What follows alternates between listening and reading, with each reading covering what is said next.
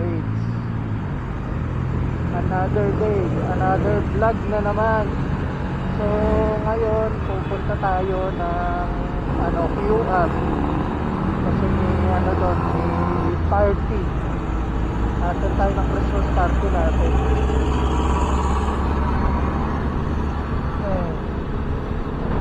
Ang lamig. So bakit nga ba tayo galing ng ng Balara? Galing tayo dyan, kaya dyan tayo lumabas kasi kinuha ko yung sapatos ko, yung black shoes, kasi iniiwan ko nga lang dyan. Pag sa naman, pag dinala ko naman siya nung Friday, ang dami kong dadalhin. So ayun, sabi ko kunin ko na lang ngayong araw, kaya ngayon ko siya kinuha.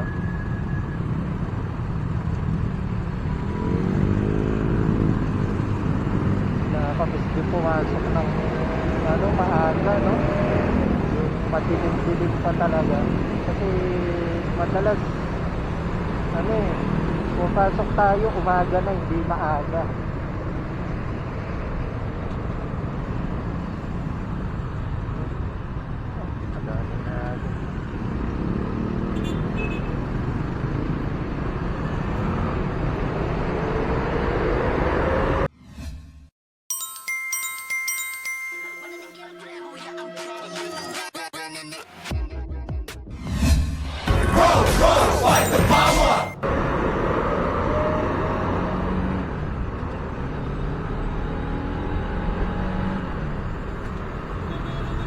Traffic na, aga-aga pa. Sa mga papasok ng maaga, ganito yung lagay ng traffic sa Commonwealth. Kahit umaga, sobrang traffic, oh. So gumagalaw naman siya, pero yun nga, medyo medyo talagang mabagal. Dati naalala ko nung first year ng college, parang ganito rin yung pasok ko eh. Parang ang pinakauna kong klase naalala ko alas 7. So ang daily routine ko noon nung first year college ako, gising ako ng alas 5 hanggang alas 6 magpe-prepare ako noon. Tapos after noon saka ako babiyahe. Malapit lang naman kasi dati yung Olpu. Saka hindi pa dati traffic nun sa Bulacan. So minsan nga kahit pumalis ako ng 6:30, aabot ako sa first class ko, hindi ako late nun. Pero ngayon kasi ang pasok mo sa Fatima o sa Olpu Ladro is alas 7.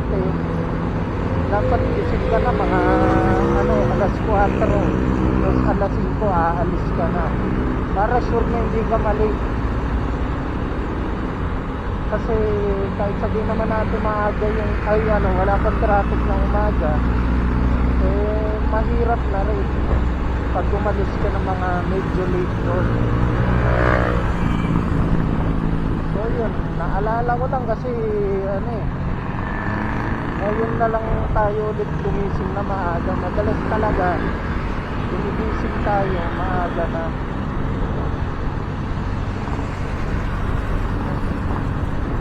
Dito medyo okay na yung biyahe. Pang ilang times ko na ba itong pumunta ng QAP? Parang pang 5 pa lang siguro. Tama ba? Oo, pang 5 pa lang. Bilang na bilang ko kasi bihira naman talaga magmotor papunta ng ng QAP, yung gawing QAP. Bihira talaga doon magmotor. Kasi nga bukod sa wala akong pupuntahan, natakot ako dumaan doon kasi nga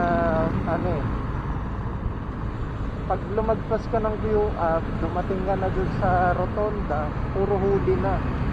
Hindi naman puro huli, pero mahigpit kasi doon kasi dati nagko-commute ako, napapansin ko yung mga sasakyan doon puro pa one way lang yung daan nila. Kuwari, pupunta ka Espanya, galing ka dito Commonwealth, ano, dire-diretso ka lang. Hindi ka pwede yung mag-left turn bigla-bigla. May tamang ano doon, may mga tamang likuan. Or may kailangan kang lusutan na street.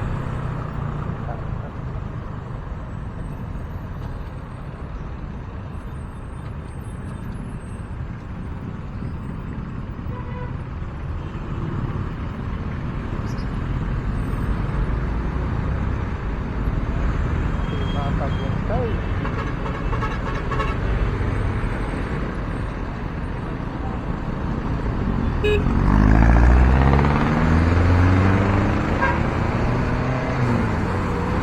So, yun nga. Pag ano, pag papunta ka ng Manila, madami kang ano, kailangan ka bisaduhin daan doon kasi puro one way nga doon eh. Alam mo dapat kung saan ka papasok, kung saan ka lalabas. Eh, syempre, ay naman, dahil bira nga tayo dumadaan doon. Syempre, hindi naman natin kailangan kabisaduhin. Pero siguro, kung makakuha tayo ng work doon, eh, obligado tayo. Pero for now, okay na muna tayo ng ano, ay, makadlap! Ayun nga! So yun, hindi natin kailangan yung ano, sabisaduhin muna. Saka na siguro.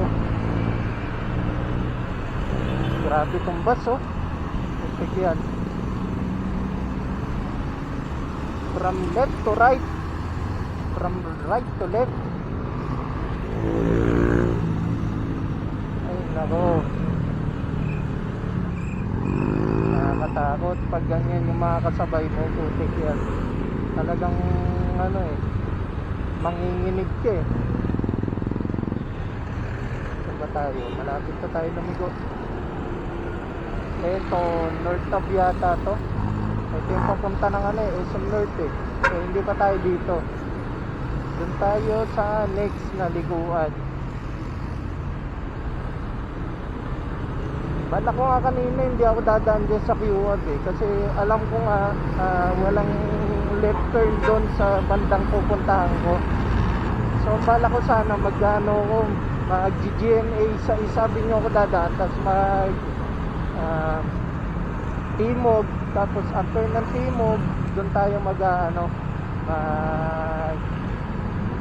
dadaan ng pa-QAD. Eh kaso dito tayo tinuro ng ng map eh. So dito tayo dadaan.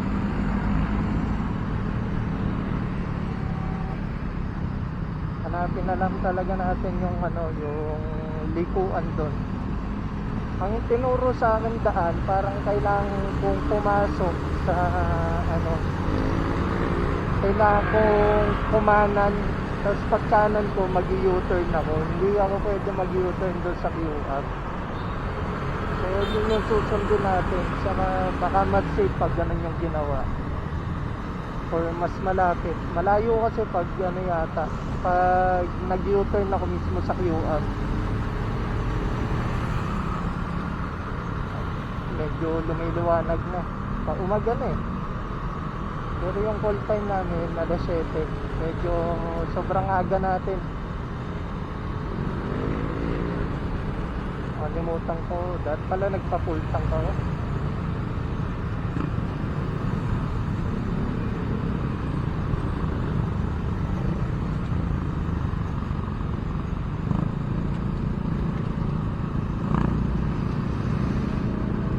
Bababa tayo ng underpass.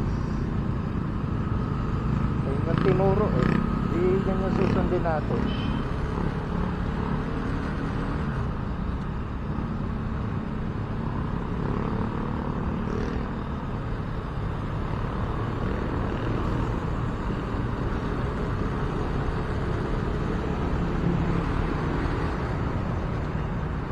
Ay, buti ngayon may may mga maps na, may mga ways.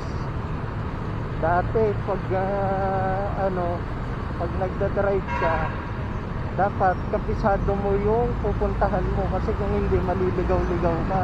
Saka hindi ka pwedeng mag-navigate dati dahil sa bagal ng internet. Pero ngayon, di ba, tignan nyo, pa-waste na lang tayo.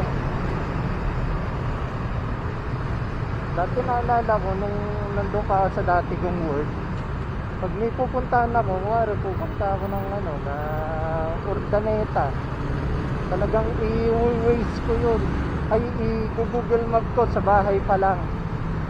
So magmamap na ako doon, tapos parang tatandaan ko na kung saan yung mga kailangan kong babaan, yung kailangan kong sakyan, para umabot ako ng pupuntahan ko. Pero ngayon, kahit nasa biyahe, pwede kang map.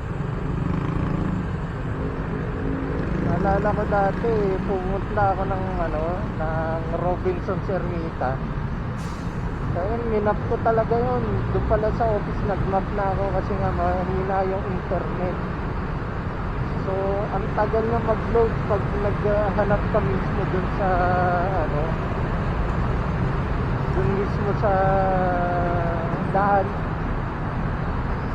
Parang ganun yung nangyari sa Marikina naman. Yung hindi ko abisado yung pauwi. Nung nag-waste na ako pauwi, putik yan kung saan na ako tinuturo. So naging last last choice ko talaga nagtanong-tanong na ako sa mga taga ron kung paano pumunta sa ganito, kung paano pumunta ng Commonwealth. Pero dati talaga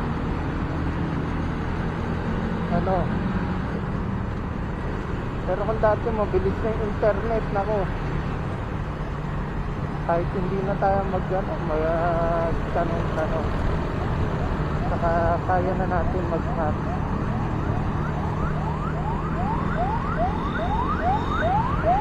Ay nako,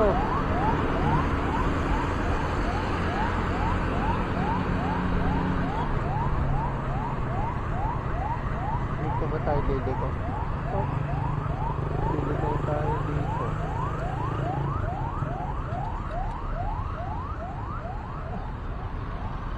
Tama, mag-u-turn tayo dito.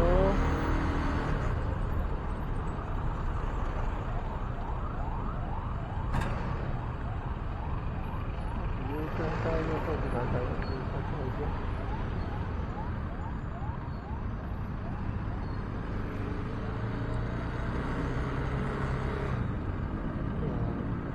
Tapos u-turn.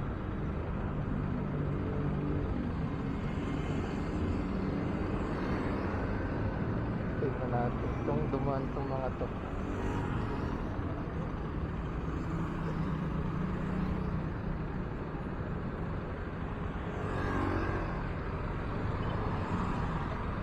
U-turn. Lang kasi tinuro eh.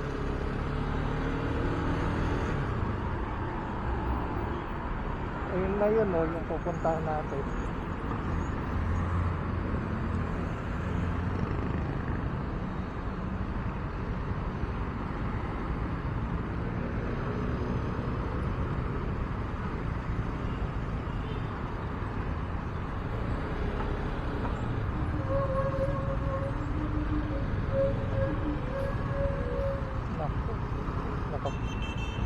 Naka-go po lupit.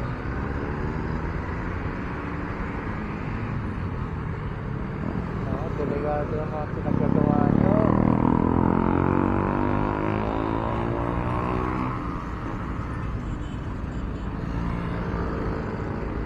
Nag-i-stop ba itong mga to?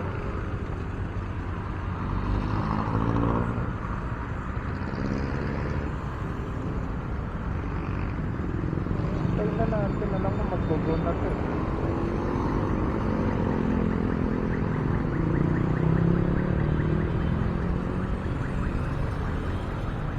Pala yung dito, yung signal light ay traffic light.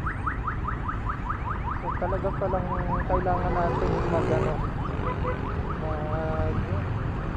daan dito. Kailangan natin magbuhis buhay.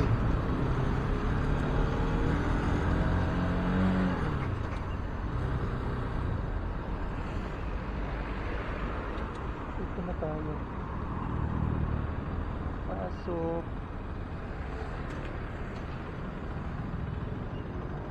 Arden. O tama, dito nga. So, dito ko na muna tapusin yung vlog. Ewan ko, dudugtungan ko to.